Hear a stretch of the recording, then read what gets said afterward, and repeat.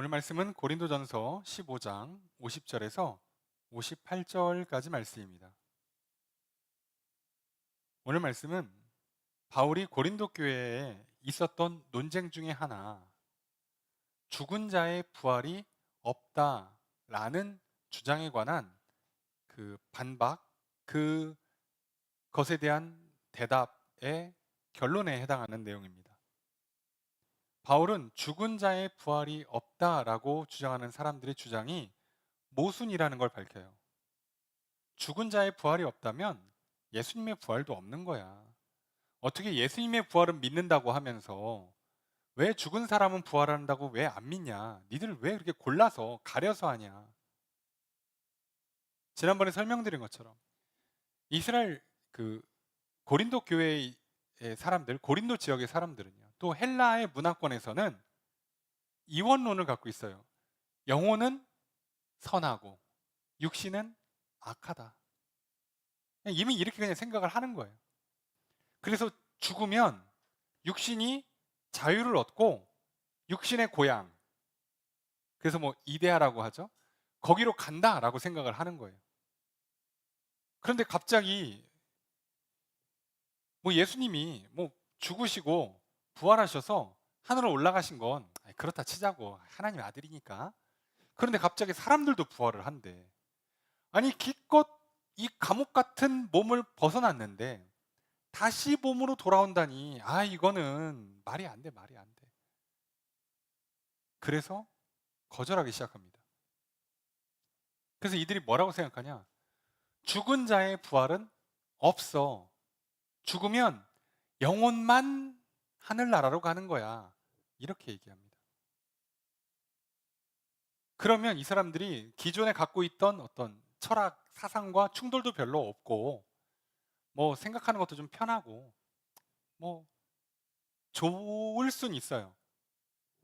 근데 그것 때문에 누군가는 헷갈리는 거죠. 아니, 분명히 바울을 비롯한 사도들을 통해서 복음을 전해 들을 때에는 예수님도 부활하셨고 우리도 부활한다고 들었는데, 이쪽에서는 에이 몸은 부활 안 해, 영혼이 그대로 천국 가는 거야, 이렇게 얘기하니 헷갈리기 시작해요. 그거를 놓고 바울에게 질문을 하는 거죠. 이거 뭡니까? 저들 말을 듣다 보니까 나름 설득력이 있는데 이거 맞습니까? 그거에 관해서 바울이 뭐라고 얘기합니까? 아니야. 죽은 자의 부활이 없으면 예수님의 부활도 없는 거야. 부활이라는 게 없는 거야. 그러면 부활은 말 그대로 다시부 살아날 활이니까 다시 살아나는 거예요. 뭐가? 몸이. 영혼은 애시당초 죽은 적이 없으니까 영혼은 부활이라는 개념이 없는 거죠. 따지고 보면 몸이 다시 사는 거예요. 근데 단지 그 몸이 오늘 우리가 알고 있는 이런 몸이 아니라 거룩한 몸, 신령한 몸, 새로운 몸으로 변화돼. 예수님이 보여줬잖아. 음식을 먹기도 하지만 갑자기 사라지기도 하고, 벽을 뚫고 막 들어오기도 하고, 길 걸어가다가 갑자기 사라지고, 못 알아봤다가 갑자기 예수님 알아볼 수 있게 막 하고 하는, 그런 우리가 이 땅에서 단 한 번 본 적이 없는 그 독특한 형태의 몸. 그래서 우리는 그걸 신령한 몸이라고 표현을 해요. 그러니까 몸을 갖고 가는 거야. 우리는 안 갖고 가는 게 아니야. 예수님이 그렇게 했으면 우리도 그렇게 하는 거야 라고 바울은 설명을 하죠. 그런데 예수님이 했으니까 우리도 하는 거고, 부활이 없다면 예수님의 부활도 없는 거니까 그냥 부활은 있는 거야 라고만 설명해도 되는데, 바울은 여기서 부활이 갖고 있는 가장 본질적인 의미를 설명해 줘요. 왜 부활이 중요한가? 우리가 그걸 포기할 수 없는가? 바울은 이렇게 설명합니다. 50절에 내가 이것을 말하노니 혈과 육은 하나님 나라를 이어받을 수 없고 또한 썩는 것은 썩지 않을 것을 유업으로 받지 못하느니라. 그러니까 혈과 육, 이런 그 몸, 우리가 보통 말하는 이런 물질적인 몸, 살과 피로 이루어진 몸으로는 하나님 나라에는 못 들어가는 건 맞아. 그런 걸로 영원한 걸 받을 순 없어. 그래서 51절에 뭐라고요? 비밀을 말한다. 우리가 다 잠잘 것이 아니다. 다 죽는 게 아니라 마지막 나팔에, 예수님 다시 오시는 그날이죠. 최후의 심판 때 순식간에 홀연히 변화된다. 순식간에 홀연이에요. 초자연적인 능력으로 변화가 된다는 거예요. 변화가 돼서 어떻게 변화되냐? 52절에 죽은 자들이 썩지 아니할 것으로 살아난다. 정확히 말하면 죽은 자의 몸이 썩지 아니하는 몸으로 새롭게 변화되어서 다시 살아난다는 거예요. 그러니까 이런 몸으로 다시 태어나는 게 아니에요. 이런 몸이 아니에요. 그래서 먼저 죽은 사람들이 태어나고, 그리고 그 예수님 오실 때 살아있던 사람들도 변화되고 다 변화될 거야. 그러니까 이 우리가 말하는 살과 피로 이루어진 현재의 육신은 예수님 오시면 이제 없어지는 거야. 근데 몸을 입긴 입어. 특이한, 뭐라고 설명할 수 없는 약간 초월적인 몸을 입는 거야. 거룩한 몸, 신령한 몸. 그래서 53절에 뭐라고요? 이 썩을 것이, 그죠? 우리 이 육신이 반드시 썩지 아니할 것을 입을 거다. 갈아입는다는 표현을 쓰죠. 갈아입을 거다. 이 죽을 것이, 죽어 없어질 몸이 죽지 아니함을 입을 거다. 안 죽을 거다. 이제부터 그 몸은 이제 안 죽어. 그 몸은 배고프지도 않아. 먹지도 않고 잠자지 않아도 돼. 죽지도 않아. 병들지도 않아. 근데 몸은 갖고 있어. 당연히 이해가 안 되지. 한 번도 본 적이 없으니까. 경험한 적이 없으니까. 근데 예수님이 증명하셨잖아. 그리고 약속돼 있잖아, 성경에. 그러니 믿는 거야. 근데 이게 왜 그렇게 중요하냐? 이렇게까지 부활할 때 우리가 신령한 몸으로 갈아입는다. 다시 태어난다 라고 얘기하는데, 근데 이게 왜 그렇게 중요하냐면 54절 때문에 그래요. 이 54절이야. 이 썩을 것이 썩지 아니함을 입고 이 죽을 것이 죽지 아니함을 입을 때, 그죠? 썩을 육신, 죽을 육신이 이젠 썩지도 않고 죽지도 않아요. 신령한 몸이니까. 그때에는 뭐가 중요하냐? 사망이 삼키고 이기리라 기록된 말씀이 이루어지리라. 이사야서 말씀, 호세아서 말씀에 있는 말씀이죠. 사망이 을 삼키고 이기리라. 사망을 이길 거라는 거예요. 사망을 삼킬 거라는 겁니다. 그러니까 그때가 되면 이 땅에서 뭐가 사라진다는 얘기예요? 사망이 사라진다고요.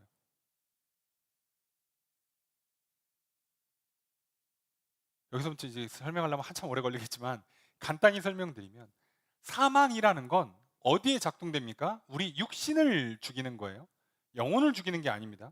영혼은 영벌에 처하는 겁니다. 그리고 하나님이 소멸을 시키는 거죠. 그거는 사망이라고 표현 안 해요. 죽음은 육신을 망가뜨리는 거예요. 사망이 하는 일은. 그런데 마지막 심판 때 받는 마지막 심판의 대상이 누구냐? 사망이에요. 하나님의 마지막 심판 대상은 누구를 심판할 거냐면 사망 자체를 심판한다고요. 사망이라는 걸 없애버릴 거예요. 그러니까 사망이 없어질 거니까, 사망이 없어지면 필연적으로 무슨 일이 생겨요? 아까 말씀드린 신령한 몸은 뭐가 영향을 못 끼쳐요? 사망이 영향을 못 끼칩니다. 왜요? 그때는 사망이 없으니까요. 지금은 사망이 있기 때문에 우리를 죽인단 말이에요. 그래서 성경은 뭐라고 표현합니까? 사망아 너의 승리가 어디 있느냐? 사망아 내가 쏘는 것이 어디 있냐? 사망이 우리 육신을 이겨요. 우리는 무조건 집니다. 왜요? 무조건 죽으니까요. 사망은요, 쏴요. 갑자기 탁, 죽음이라는 건요, 갑자기 찾아옵니다. 방법이 없어요. 막을 방법이 없습니다. 그런데 이 사망이 일하는 방식이 56절이죠. 사망이 쏘는 것은 죄요. 죄의 권능은 율법이라. 사망이 뭐를 가지고 쏘냐? 죄를 가지고 쏜다는 거예요. 그러니까 죄가 있으면 사망이 들어온다는 겁니다. 그럼 죄는 뭐를 타고 들어오냐? 율법을 타고 들어와요. 그러니까 법이 없으면 위법이 없다니까요. 이해되시죠? 기준이라는 게 없으면 선악이 없어요. 합격, 불합격이 없는 겁니다. 그러니까 법이 있으니까 위법이 생기고 죄라는 게 있고, 그죠? 의, 불의가 있고 선과 악이 있고 죄라는 게 있고, 죄가 발생하면 그 죄를 타고 사망이 들어와요. 자, 그래서 이걸 잘 보셔야 돼요. 예수님이 뭘 하셨는지 잘 볼까요? 예수님이 뭐를 없앤 겁니까? 따지고 보면 율법을 없애요. 그리고 새로운 율법을 주시는 거죠. 그 율법은 뭐예요? 사랑의 율법.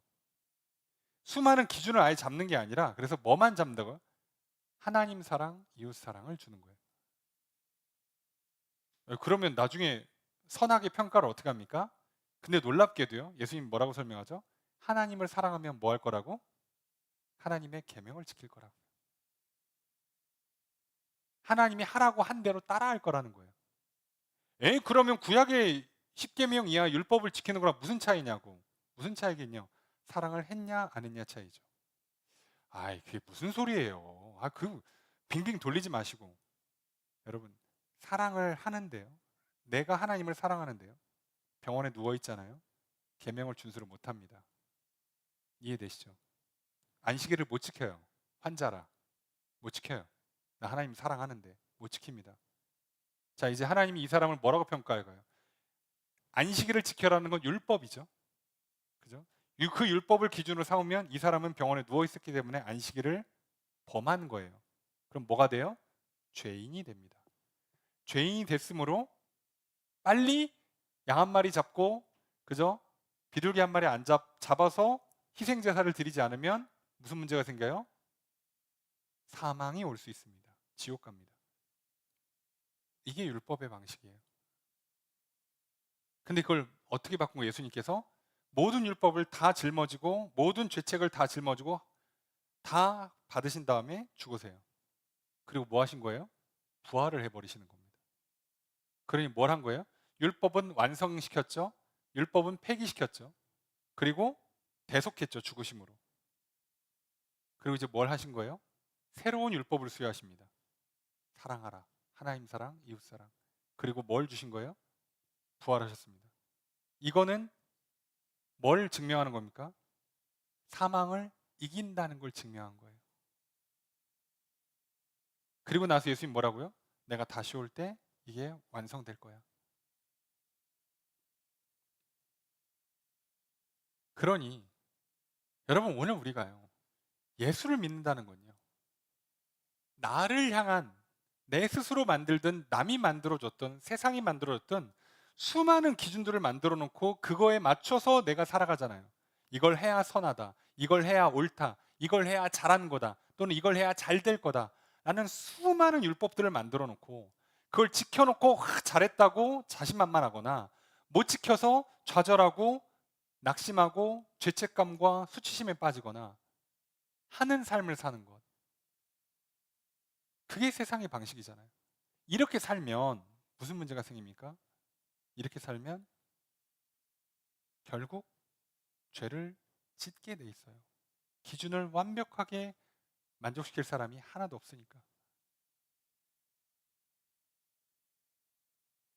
그래서 우리 인생사가 매일 피곤하고요, 불안하고요, 두렵고요, 어느 순간 방전되고 탈진하고, 그래서 뭐 소위 번아웃이 오고요.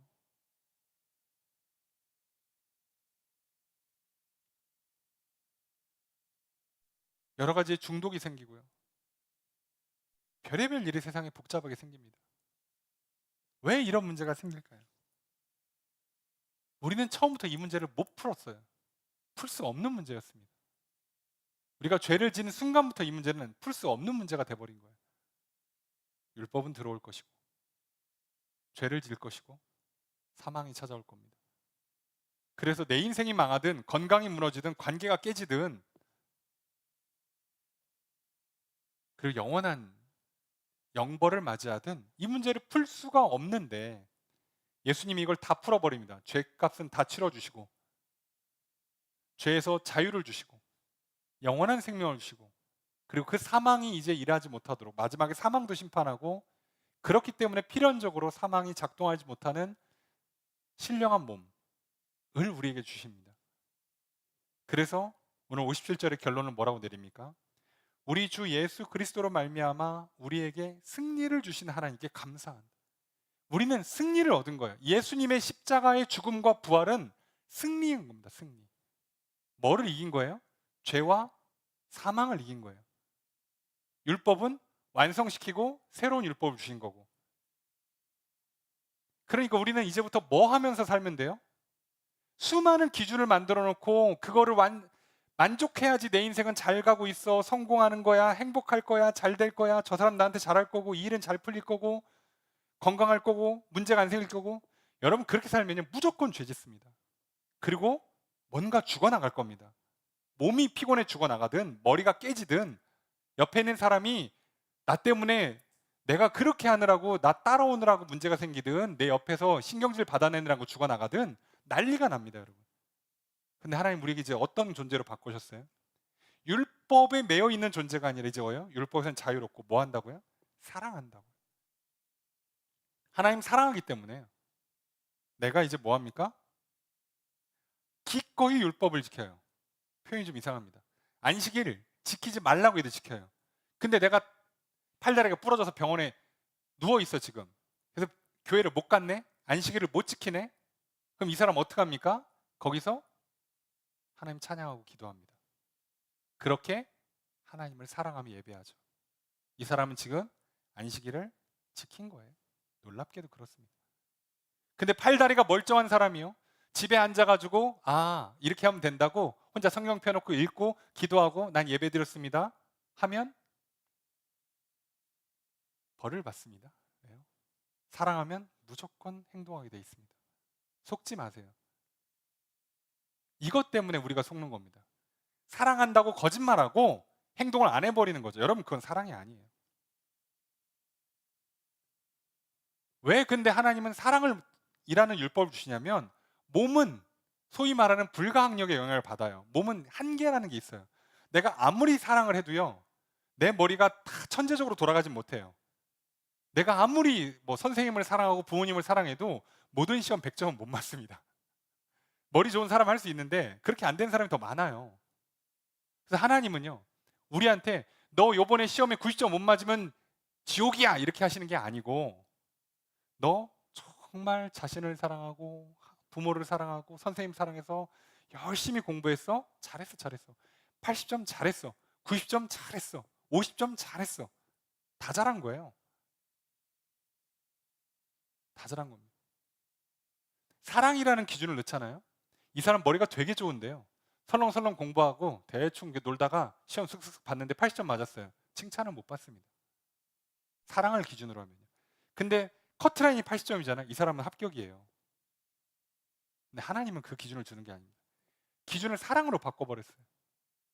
그럼 이제 우리는 얼마나 자유롭습니까? 뭐만 하면 돼요? 사랑만 하면 돼요. 내가 사랑하고 싶어? 성경에 써 있는 거 그대로 따라서 하시면 돼요. 근데 지금 뭐 도저히 몸이 안 따라줘, 시간이 안 따라줘, 돈이 없어, 능력이 없어? 못 해도 돼요. 사랑하는 마음만 가지고 그냥 기도 드리고 입술로 고백 드리고 하면 끝납니다. 근데 하나님 사랑하는데 앉아서 감사기도도 못 드릴까요? 그건 말이 안 되죠. 찬양 한 곡을 하나님께 올려드리질 못한다고요? 거짓말이에요, 여러분 그거. 여러분 사랑하는 친구, 사랑하는 연인, 사랑하는 부부 뭐 있다고 칩시다. 사랑하는 두 사람이 있다고 치자고요. 여러분 해외 출장 나가거나 해외 여행 나가 있어. 어떻게 만날 건데? 비행기 타고 와? 비행기 타고 와도 막 10시간씩 걸릴 건데?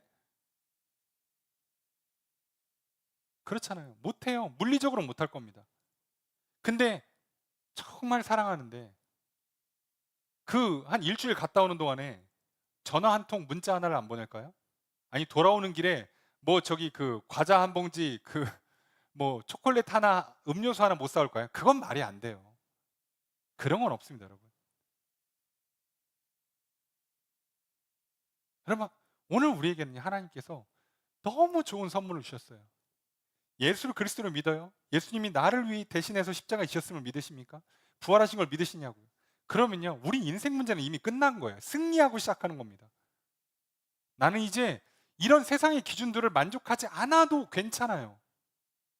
그런 것 때문에 내 인생 절대 망하지 않습니다. 괜찮아요. 남이 뭐라고 하든 말든 하나님이 괜찮다는데 뭐 인생 막 살겠다는 게 아니잖아요. 마음껏 사랑해 보겠다고. 그 기준 말고 사랑이라는 기준으로 살아보겠다고. 그리고 이제 어떡합니까? 하나님을 사랑하고 그래서 예배드리고 이웃을 사랑해서 교제하거나 안 믿는 사람은 전도하거나 열심히 그렇게 살아요. 나 자신을 사랑해서 시간 관리, 건강 관리 잘해서 능력을 또 키워서 또 더 힘써 사랑하고 내게 주어진 삶을 사랑해서 매일매일을 충성스럽게 열심히 살아내고 이 사람이 죄질 시간이 어디 있어요? 짓지도 않거니와. 그래 이제 이 사람은 뭐가 있어요? 사랑에 살기 때문에 율법에 매여 있지 않습니다. 당연히 죄를 안 짓습니다. 그러니 죽을까봐 망할까봐 두려워할 필요가 없죠. 당연히 강박에 쌓일 이유가 없죠. 불안에 쌓일 이유가 없죠. 그래서 그걸 잊으려고 뭔가 다른 거로 회피하거나 핑계를 대거나 외면하거나 부정할 필요가 없죠. 중독에 빠질 이유가 없죠. 안 합니다. 그래서 하라고 해도 안 해요. 이게 더 좋은데 굳이 그런 시시한 걸 왜 합니까? 네, 하나님을 믿는 사람들이요. 인생 괴로울 때요. 게임하고 있습니까? 영화 봅니까? 솔직히 우리 입장에서는 수준 낮은 거잖아요. 인간적으로 이해는 되지만, 그럴 수 있지만, 그렇게밖에 못 푼다는 건 아직 우리가 그 믿음 안에서 누려야 되는 그 복을 제대로 못 누리는 거예요. 오늘 우리는 또 한 주를 시작합니다. 그래서 바울이 뭐라고 얘기합니까? 58절에 내 사랑하는 형제들아, 견실하며 흔들리지 말고 항상 주 안에 주의 일에 더욱 힘쓰는 자들이 되라. 그러니까 사람들이 이런 얘기 저런 얘기하면서 결국 그 얘기 다 들어봐야 뭐예요? 괜히 불안해서 강박하고 괜히 이상한 소리하고 결과적으로는 하나님께서 하지 말라고 하는 일들을 하는 죄를 짓게 돼요. 게으르게 되고 방탕하게 되고 그렇게 돼요, 사람이. 그래서 바울이 뭐라고 합니까? 그런 거 하지 말고 우리 이제 율법을 완성시킨 예수님께서 사랑의 율법을 줬으니 죄에서 자유케 했으니 마음껏 사랑하면서 한번 살아보자. 죽음을 이겼으니 죽을 걱정하고 망할 걱정하지 말고 제대로 한번 생명을 만끽하며 한번 살아보자. 그러니 흔들리지 마. 남들이 뭐라고 하든 말든 세상이 어떻게 돌아가든 말든 지금의 모습이 어떠하든지 너무 흔들릴 필요 없어. 괜찮아. 그리고 우리가 오늘 그래서 하나님을 사랑해서 하나님께 드리는 모든 우리의 말과 행동들이 전부 다 하나님 나라의 상급이 될 거라는 거예요. 그래서 뭐랍니까? 너희 수고가 주 안에서 헛되지 않은 줄 알미라. 헛되지 않을 겁니다. 여러분, 우리가 이 말씀 붙들었으면 좋겠습니다. 벌써 또 상반기가 마무리되고 하반기를 시작해야 되는 시점이 됐어요. 참 시간 빠르죠. 예. 여러분, 우리 인생이 정말 화살처럼 빠르게 지나갑니다. 이 한 번뿐이 이 땅에서의 삶, 제대로 정말 생명력을 누리며 살아봐야 되지 않겠습니까? 그 삶은요, 예수를 그리스도로 믿고 하나님 안에서 사랑의 삶을 사는 겁니다. 여러분, 율법에 매이지 마시고요. 죄 짓지 마시고요. 죽을까봐 두려움에 빠져 사는 인생 되지 마십시오. 그게 인생을 낭비하는 지름길이에요. 제가 사람들을 만날 때마다요, 과거 얘기하고요. 뭐에 매여 있는 분들 볼 때마다 참 가슴이 아파요. 근데 놀랍게도 아무리 얘기해도 잘 듣질 않습니다. 여러분, 그게 내 인생을 망치는 거예요. 그것 때문에 내 인생이 망가지는 게 아니라 내가 거기에 매여서 망가지는 거라고요. 그러니까 그걸 끊어버리시고 그걸 끊으신 예수님을 믿으시라고. 거기서 날 자유케 하시는 예수 그리스도를 붙잡으시라고. 그래야 진짜 인생이 펼쳐지죠. 참 자유가 있고 지혜가 있고 능력이 있죠. 여러분, 하나님 오늘 우리 그걸 주셨습니다. 여러분, 우리가 그걸 받아 누리는 사람들 아니겠습니까? 이 한 주 우리가 기도하면 이렇게 시작했으면 좋겠어요. 하나님, 예수 그리스도의 그 십자가의 죽으심과 부활하심으로 내 율법을 완성시키시고 내 죄를 용서하시고 그리고 사망을 이기시니 감사합니다. 이제 하나님 사랑하고 이웃 사랑하고 나 자신을 사랑하면서 이 땅에서 제대로 생명을 만끽하며 살아가겠습니다. 주님, 이 믿음 충만, 사랑 충만한 인생이 되게 하시고 이걸 살아낼 수 있는 능력을, 복을 내게 내려주십시오. 성령 안에서 도와주시고 만복으로 채워주십시오. 그리고 구체적으로 내 삶에 이런 것들이 있사오니 나의 기도의 제목들, 여러 중보의 제목들 응답해 주십시오. 오늘 또 예수 그리스도의 부활을 소망하기에 오늘 흔들리지 않고 내게 주신 삶을 또 살아내겠습니다. 오늘 내가 하나님을 사랑해서 드리는 나의 인생을 하나님 잘했다 칭찬하시고 넘치는 상을 복을 주실 것을 기대합니다. 오늘 그 믿음으로 또 한 주를 살아가게 도와주시옵소서. 우리가 기도하기 원합니다. 각자의 기도 제목들, 중보의 제목을 놓고 기도하기 원합니다. 오늘 우리 기도를 들으시고 응답해 주시는 주님의 크신 은혜가 함께 있기를 주의 이름으로 축복합니다.